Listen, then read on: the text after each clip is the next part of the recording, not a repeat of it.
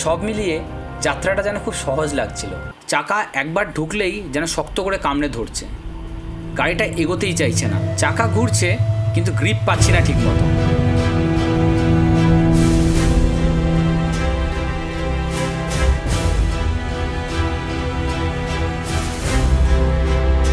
সত্যি বলতে বহুদিন পর এমন একটা আকাশ দেখছি।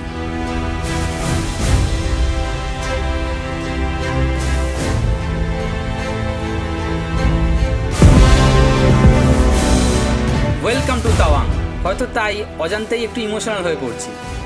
আর ঠিক আমাদের বাঁদিকে নীরবে পড়ে আছে সেলা লেক, শান্ত স্থির, কিন্তু এই শান্ত জলের পেছনে লুকিয়ে আছে এক গভীর আবেগময় গল্প।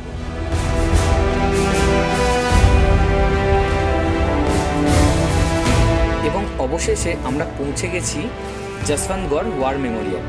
সো এই ম্যাগি রান্না হচ্ছে রাস্তার ধারে। এখন আমরা হচ্ছে তাওয়াংয়ের ডিসি অফিসে। বাপ রে বাপ, চারপাশে কুয়াশা দেখেছো? যাই হোক, এখন আমরা পৌঁছে গেছি ওয়ার মেমোরিয়ালে। খুব সুন্দর একটা মিউজিকের সাথে একটা কালচারাল আর্ট ফর্ম, আর তারপরেই শুরু হয় একটা খুব সুন্দর লাইট অ্যান্ড সাউন্ড শো, আর যার মাধ্যমে 1962-এর পুরো লড়াইটা ডিসক্রাইব করা হয়। সত্যি বলছি, তাওয়াং এসে যদি এই শোটা মিস করে যাও না, তাহলে বড় একটা জিনিস মিস হয়ে যাবে। সো গুড মর্নিং বন্ধুরা, এখন ঘড়িতে বাচ্চা হচ্ছে 4:32। বাইরে হালকা হালকা আলো ফুটেছে, এই সাইডে আলোটা তাড়াতাড়ি ফোটে। তো বাড়িতে সব কিছু লোড হয়ে গেছে, ওনার শরীরটা খুব একটা ভালো নেই, জন্য ওনাকে আমরা এখানে হোটেলেই ছেড়ে যাচ্ছি। আর আমরা বেরিয়ে যাচ্ছি, জানি না এখন আমাদের জন্য, কারণ সামনেও ল্যান্ডস্লাইড হয়েছে, প্রচুর 2-3টে ল্যান্ডস্লাইড হয়েছে কালকে। সেই রাস্তাটা বন্ধ ছিল পুরো। এবার দেখার ব্যাপার হচ্ছে যে যদি এটা দিয়ে না হয়, তাহলে আমরা চেষ্টা করবো ফার্স্টে টার্নের রাস্তাটা নিয়ে টার্গেট করার। তো কারণ ওটাতে এখনও মানে গাড়ি চলছে, আর যেটা এমনি মেন রোডটা সেটাতে কিন্তু গাড়ি চলছে না। তোমরা সিলেবাস দিয়েই ঢোকার চেষ্টা করবো, দেখা যাক কী হয়। আর এখন ঘড়িতে বাজছে 5:27, আমরা বেরিয়ে পড়েছি। এখন ঘড়িতে বাজছে ভোর 5:41। আমরা বেরিয়ে পড়েছি দিরাং থেকে। চারপাশটা কিন্তু এখনও ঘুমিয়ে, শুধু ঠান্ডা হাওয়ার স্পর্শটা যেন বারবার মনে করিয়ে দিচ্ছে আজকের দিনটা আলাদা হতে চলেছে। আজকের লক্ষ্য শুধু তাওয়াং পৌঁছানোই নয়, সেখানে পৌঁছে আগামীকালের জন্য বুমলা পাসের পারমিটটাও আমাদেরকে করে নিতে হবে। আর যারা এই রুটে ট্রাভেল করার কথা ভাবছো, তাদের জন্য ছোট্ট একটা টিপস: যদি একটু বাজেট ফ্রেন্ডলি হোটেল বা হোমস্টে খুঁজে থাকো, তাহলে কিন্তু দিরাং বা শান্তি ভ্যালির বদলে একটু সামনে এগিয়ে গিয়ে রামা ক্যাম্পের দিকে চলে যেও। ওখানে খুব সহজেই বাজেটের মধ্যে থাকার জায়গা পেয়ে যাবে, আর খরচটাও তুলনামূলকভাবে অনেকটাই কম। এই পাহাড়ি রাস্তায় অফরোডিং আর কাদা প্যাচ পেরোতে পেরোতে গাড়িটাও কিন্তু ধীরে ধীরে তার প্রভাব দেখাতে শুরু করে। ডিস্ক ব্রেকের ভেতরে বালি আর কাদা জমে যায়, আর তার থেকে শুরু হয় সেই অচেনা ক্যাঁচ ক্যাঁচ শব্দ। শুধু শব্দই নয়, ডিস্কের গায়েও পড়তে থাকে প্রচুর ছোটো ছোটো স্ক্র্যাচ।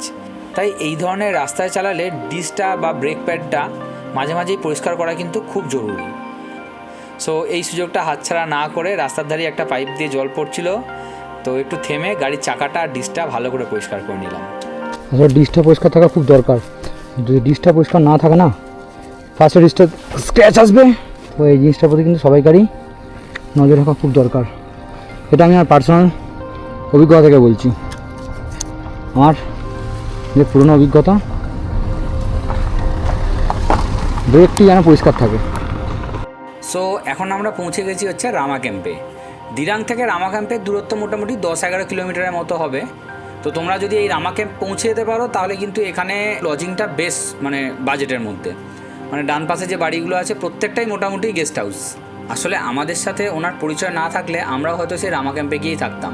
দিরাঙ্গে ওনার চেনাশোনা আছে, তাই আমরা দিরাঙ্গেই স্টে করে গেছিলাম। আর সামনে ওই যে ডান দিকে যে সবুজ বড় বাড়িটা দেখা যাচ্ছে, ওটা হচ্ছে এখানকার একজন মিনিস্টারের বাড়ি। সো কালকে আমাদের ওখানে ইনভিটেশন ছিল, আর বাড়িটার পেছন দিকে একটা বিশাল বড় রিসর্ট টাইপের জায়গা আছে, ওখানেই সমস্ত পার্টি ছিল।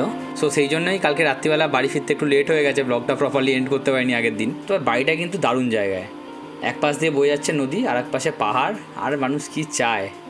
টাইগার ধীরে ধীরে এগিয়ে চলেছে পাহাড়ি এই সরু রাস্তা দিয়ে, আর চারপাশটার জন্য একবারে গভীর সবুজে ঢেকে গেছে। অক্সিজেন লেভেল এতটাই বেশি যে এই লেভেল মাপার জন্য কোনো আলাদা করে কোনো অক্সিমিটারের দরকার নেই। আর ভাইজারের ওপার থেকে ভেসে আসছে নানা রকম নাম না জানা পাখির ডাক, অচেনা ঝিঝি পোকার আওয়াজ, আর তার সাথে বাঁ দিক দিয়ে যে নদীটা চলেছে তার জলের সেই নিরবিচ্ছিন্ন শব্দ পুরো পরিবেশটাকে আরও জীবন্ত করে তুলছে। সব কিছু মিলিয়ে মনে হচ্ছে আমি যেন শুধু গাড়ি চালাচ্ছি না, বরং প্রকৃতির একদম ভেতর দিয়ে তার সেই অদ্ভুত সুন্দর সুরটাকে অনুভব করে এগিয়ে চলেছি। আর এখন লুকিং গ্লাসে সূর্যি মামাকে একদম স্পষ্ট দেখতে পাচ্ছি।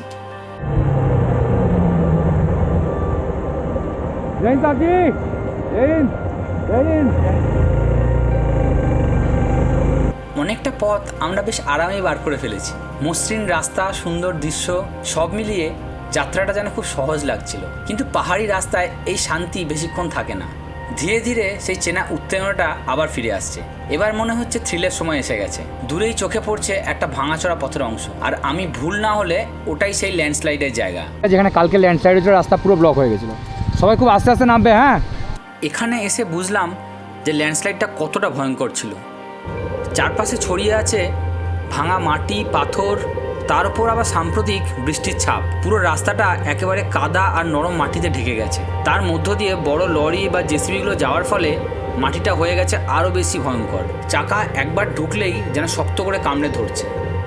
গাড়িটা এগোতেই চাইছে না। চাকা ঘুরছে কিন্তু গ্রিপ পাচ্ছি না ঠিকমতো। তার উপর ভেজা কাদা, আর সামান্য চাপ পড়লেই চাকা স্লিপ করছে অবিরাম। এই অংশটা শুধু ড্রাইভিং না, পুরো একটা ধৈর্য আর নিয়ন্ত্রণের পরীক্ষা।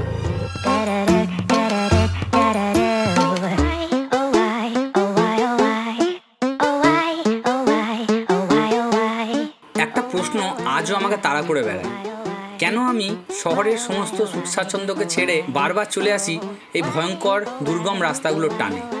কি আছে এখানে এই অনিশ্চয়তা, এই কষ্ট, এই ঝুঁকির মধ্যে যা আমাকে বারবার ডেকে নিয়ে আসে? হয়তো এই নির্জনতায় লুকিয়ে আছে কোনো অদ্ভুত শান্তি, হয়তো এই কষ্টের মধ্যেই আছে সত্যিকারের বেঁচে থাকার অনুভূতি। কিন্তু উত্তরটা আজও আমার অজানা। তোমাদের মধ্যে কেউ যদি জানো তাহলে অবশ্যই কমেন্ট সেকশনে জানিও।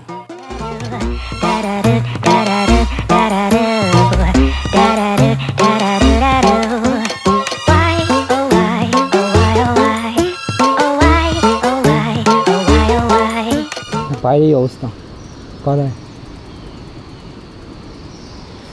গাড়ি পুরো কাদা খেয়ে একাকার। আর জুতোর কন্ডিশন হচ্ছে এই। খারাপ হোক বা ভালো, কোনোটাই চিরস্থায়ী নয়। কিছুক্ষণ আগেও যেখানে অফরোডিংয়ের সেই কঠিন লড়াই, কাদা, স্লিপ আর অনিশ্চয়তা সব কিছু মিলিয়ে একটা চাপা উত্তেজনা কাজ করছিল, আর এখন হঠাৎ করেই যেন সব কিছু বদলে গেছে। আবার সেই মনের মতো রাস্তা, আর রাস্তা পেয়েই টাইগার যেন আবার নিজের ছন্দ খুঁজে পেয়েছে, একদম আগের মতো আত্মবিশ্বাসে ভরপুর। সামনে ফোনের ম্যাপটার দিকে তাকাও, তাহলেই বুঝতে পারবে যে সামনের রাস্তাটা একদম সাপের থেকেও ভয়ঙ্কর আঁকাবাঁকা হতে চলেছে।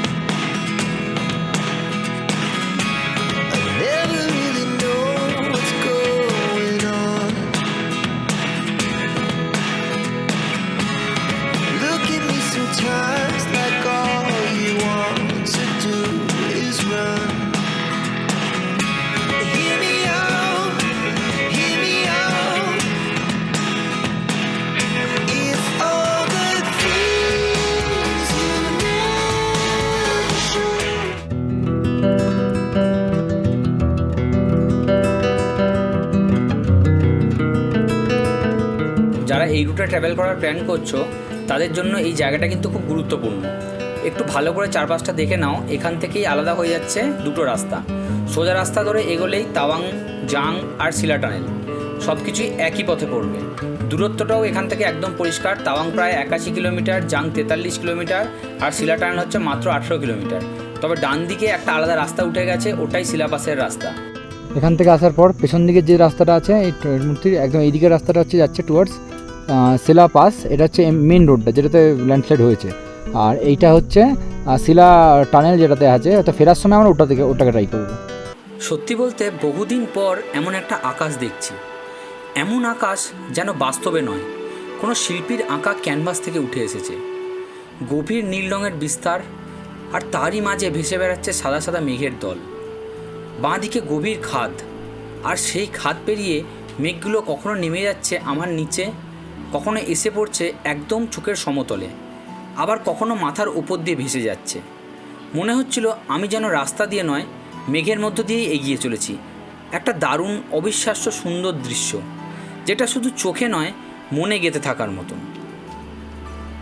এইমাত্র যে মসৃণ রাস্তায় এগোচ্ছিলাম তার সেই স্বস্তিটা বেশিক্ষণ টিকল না। আবারও ধীরে ধীরে বদলে যেতে শুরু করলো পথটা। চেনা সেই ভাঙাচোরা খারাপ রাস্তার চেহারা ফিরে এলো। গাড়ির গতি কমাতে হলো। পাহাড়ি রাস্তায় যেন একটাই নিয়ম, কখনো সহজ কখনো কঠিন।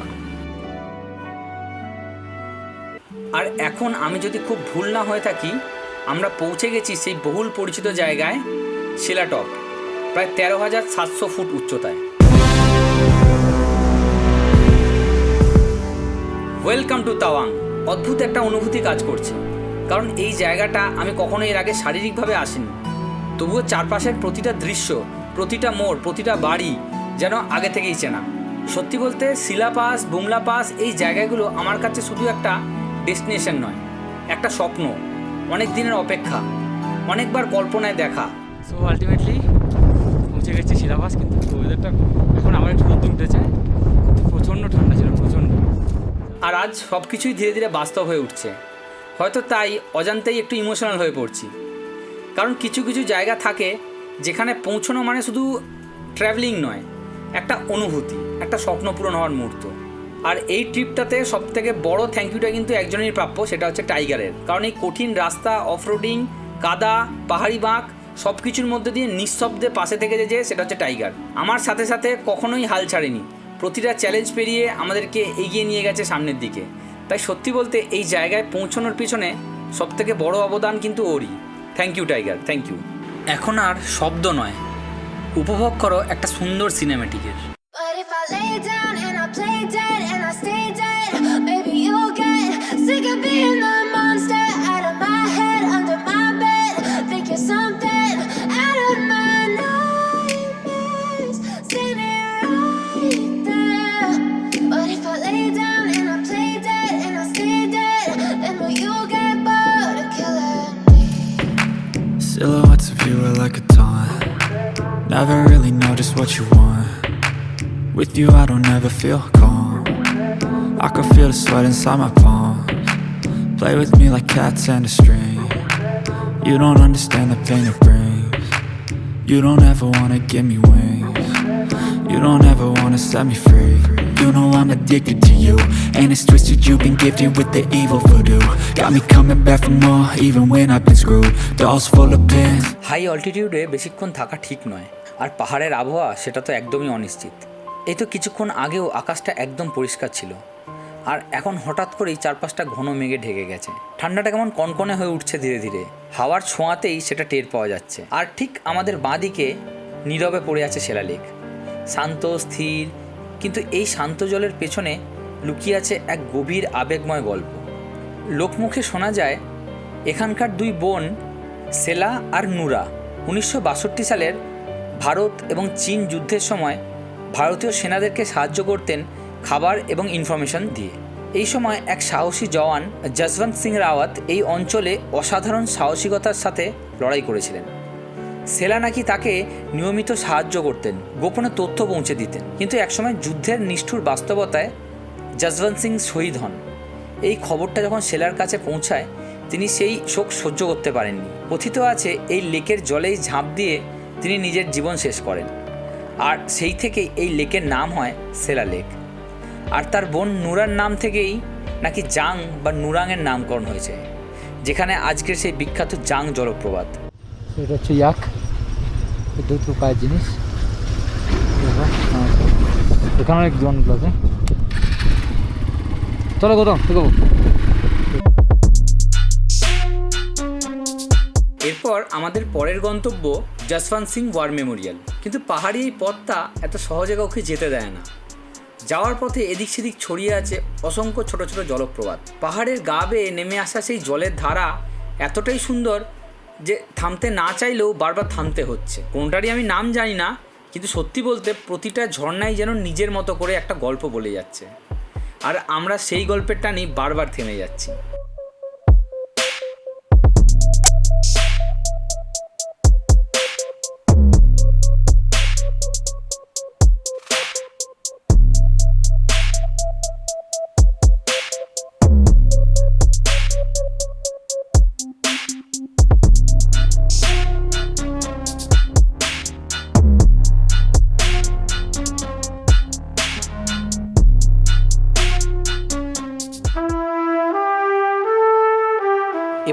অবশেষে আমরা পৌঁছে গেছি যশবন্তগড় ওয়ার মেমোরিয়াল।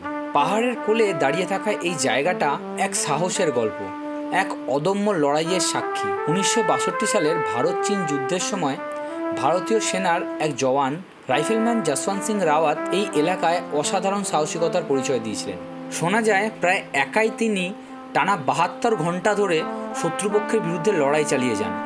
অসম্ভব প্রতিকূল পরিস্থিতি, সংখ্যায় অনেক বেশি শত্রু, তবুও তিনি 1 ইঞ্চি জমিও সহজে ছাড়েননি, আমরণ লড়ে গেছেন। তার এই অসামান্য সাহসিকতা ও বলিদানের জন্য তাকে মরণোত্তর মহাবীর চক্রেও সম্মানিত করা হয়। তার এই বীরত্ব, এই আত্মত্যাগ আজও এই পাহাড়ের বাতাসে মিশে আছে। এই মেমোরিয়ালটা তারই এক অসামান্য সাহসের প্রতি একটা শ্রদ্ধাঞ্জলি মাত্র। এখানে এসে দাঁড়ালে মনে হয় না যে এটা একটা শুধু ট্যুরিস্ট স্পট, বরং মনে হয় আমরা দাঁড়িয়ে আছি একটা ইতিহাসের সামনে। একজন মানুষের সাহস যে কতটা বড় হতে পারে তার জীবন্ত প্রমাণ এই জায়গাটা। সালাম যশবন্ত সিং। হাতে সময় থাকলে ওপরে উঠে একটু দেখতে পাবে ওখানে আজও ভারতীয় সেনাবাহিনীর বহু পুরনো বাংকার, মানে 1962 যে লড়াইয়ের সময় যে বাংকারগুলো ব্যবহার হয়েছিল সেই রকম কিছু বাংকার আজও রয়ে গেছে, যেগুলো কিনা সেই 1962 স্মৃতি এখনও বয়ে চলেছে। সত্যি বলতে এই ঘটনাগুলো জানার পর আর নিজের বাইকে করে সেই জায়গায় পৌঁছে যাওয়ার পর মনের ভেতরে কিন্তু একটা আলাদা অনুভূতি কাজ করছে। শুধু একজন ট্র্যাভেলার হিসেবে নয়, বরং একজন ভারতীয় হিসাবে একটা গভীর গর্ব অনুভব করছি।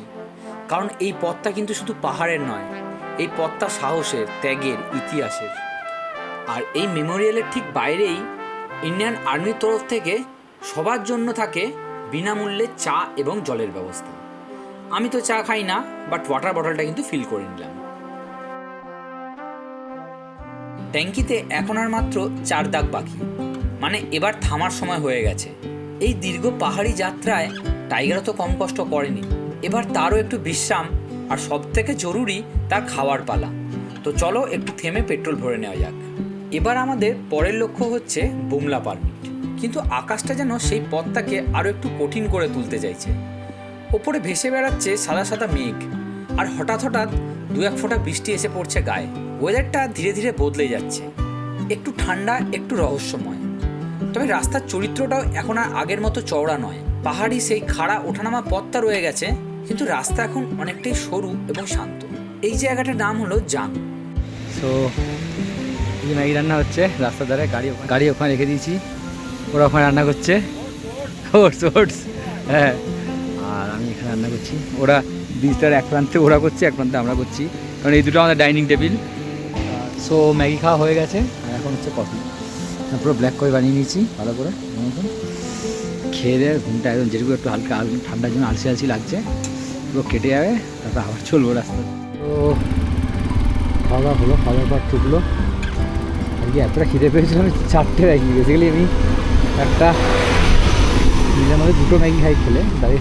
পেট ভরা, ট্যাঙ্কি ফুল, সব কিছু যেন একদম পারফেক্ট। চারপাশে নীল আকাশ, চারিদিকে সবুজ পাহাড়, আর পাশ দিয়ে বয়ে যাচ্ছে একটা কোনো নদী।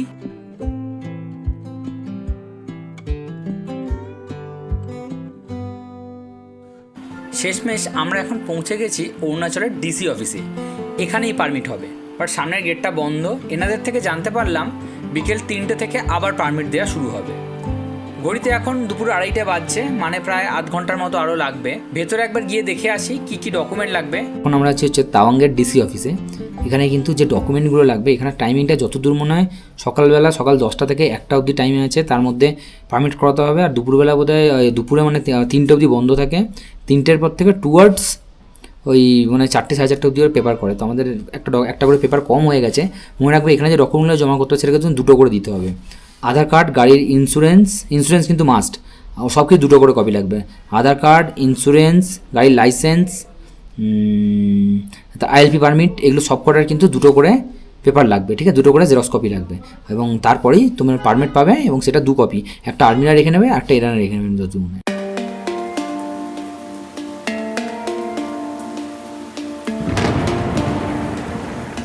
দুপুরবেলা আকাশ পরিষ্কার থাকলেও এখন কিন্তু বাইরের ওয়েদারটা একদম বদলে গেছে। পুরো প্যাচে বৃষ্টি লেগেই আছে। খানিকক্ষণ আগে বেশ ঝমঝম করে বৃষ্টি হয়েছে, বাট এখন বৃষ্টির প্রেশারটা একটু কমেছে। পারমিটের 1 কপি ডিসি অফিসে জমা করার পর আর 1 কপি জমা দিতে হবে কিন্তু তাওয়াং আর্মি ওয়ার মেমোরিয়ালে, এবং কালকে সকাল 6টার পরেই আমরা ওই আর্মি ওয়ার মেমোরিয়াল থেকেই আমাদের বুমলা পাসের যে পারমিট সেটা পাবো। যেহেতু এই বুমলা পাস খুবই রেস্ট্রিক্টেড এরিয়া, তাই এই পারমিটটা কিন্তু কেবলমাত্র ভারতীয়দের জন্য, ফরেনারদের কিন্তু এই পারমিটটা দেওয়া হয় না। সো আমরা এখন এগিয়ে যাচ্ছি ওয়ার মেমোরিয়ালের দিকে। শুনেছি 1962-তে যে ইন্দো চায়না যে লড়াইটা হয়েছিল, যে যুদ্ধটা হয়েছিল, সেটার পুরো বিবরণটা খুব সুন্দর একটা লাইট অ্যান্ড সাউন্ড শোয়ের মাধ্যমে দেখানো হয়। সেটাও ওখানে গিয়ে দেখবো আর তোমার সাথে একটু আধটু ক্লিপ শেয়ার করবো।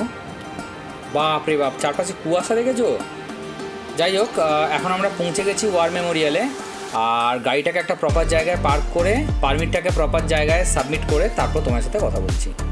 পুরোটা ওয়ার মেমোরিয়াল যে শোগুলো হয় সেটা টিকিট কাটা হয়েছে। একটা কালচারাল শো থাকে, আর একটা থাকে হচ্ছে লাইট অ্যান্ড সাউন্ড শো। এর 71-এর যে লড়াইটা হয়েছিল সেটা এক্সপ্লেনেশন করে খুব সুন্দর করে। তো ওটার জন্য ওয়েট করছি আমরা। হলটার একদম অপোজিটেই আছে হচ্ছে একটা ক্যাফেটেরিয়া, সেখানেই আমরা ওয়েট করছি এখন। একদম প্রথমে থাকে খুব সুন্দর একটা মিউজিকের সাথে একটা কালচারাল আর্ট ফর্ম।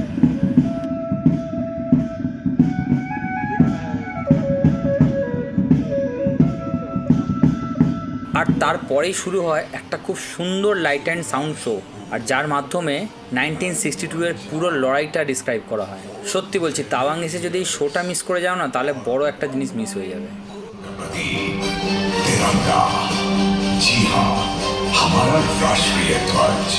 এই পাহাড়গুলো আজ শান্ত, নিস্তব্ধ, কিন্তু একসময় এই নীরবতাই কেঁপে উঠেছিল গোলার শব্দে। সালটা 1962, সিনো ইন্ডিয়ান ওয়ার, একটা বছর যা শুধু ইতিহাস নয়, একটা অনুভূতি, একটা ক্ষত। তাওয়াঙ্গের এই মাটিতে দাঁড়িয়ে আজও যেন শোনা যায় সেই পায়ের শব্দ, ভারতীয় জওয়ানদের দৃঢ় পদচারণা। তারা জানতো শত্রু শক্তিশালী, পরিস্থিতি প্রতিকূল, তবুও 1 ইঞ্চি মাটিও তারা ছেড়ে দেয়নি। বরফ ঢাকা পাহাড়ের বুক চিরে গুলির শব্দে আকাশ ভেঙে পড়েছিল, আর সেই শব্দের মধ্যেই জন্ম নিচ্ছিল সাহসের এক নতুন সংজ্ঞা। অনেকেই আর ফিরে আসেননি, কিন্তু রেখে গেছে এক অমর গল্প। এই তাওয়াং ওয়ার মেমোরিয়াল শুধু একটা স্মৃতিস্তম্ভ নয়, এটা কয়েকটা নিঃশ্বাসে লেখা ত্যাগের কাহিনী। আজ যখন আলো আর শব্দে জীবন্ত হয়ে ওঠে সেই ইতিহাস, তখন মনে হয় আমরা শুধু দেখছি না, আমরা অনুভব করছি। এই মাটির প্রতিটি কণায় লুকিয়ে আছে একটাই কথা, আমরা আছি কারণ তারা ছিল। সো তারপর সেদিন হোটেলে ফিরতে অনেকটাই রাত হয়ে গেছিলো, কারণ বাইরে কন্টিনিউয়াসলি বৃষ্টি পড়ে যাচ্ছিলো, আর রেনকোট পরে একদম কাদায় চপচপে। সো ব্লগটাকে এন্ড করা হয়নি। আমি হোটেলটার সমস্ত ডিটেলস ডেসক্রিপশনসে দিয়ে দিলাম যদি তোমাদের মনে হয় তো। বাট হোটেলটা ভালো ছিল, খাওয়া দাওয়া যথেষ্ট ভালো স্ট্যান্ডার্ড। তো খাওয়া দাওয়া করে আমরা সেদিন শুয়ে পড়েছিলাম। কালকে দেখা হবে, কালকে হোটেলটা ভালো করে দেখাবো তোমাদেরকে। আর কালকেও যদিও সকাল সকালই বেরোনো আছে। সো এপিসোডটা তোমাদের কীরকম লাগলো অবশ্যই কমেন্টের মাধ্যমে জানিও। আর যারা অরুণাচল যেতে চাইছে স্পেশালি বাইকে, তো তাদের সাথে ব্লগটা শেয়ার করো। So thank you, bye bye and stay tuned.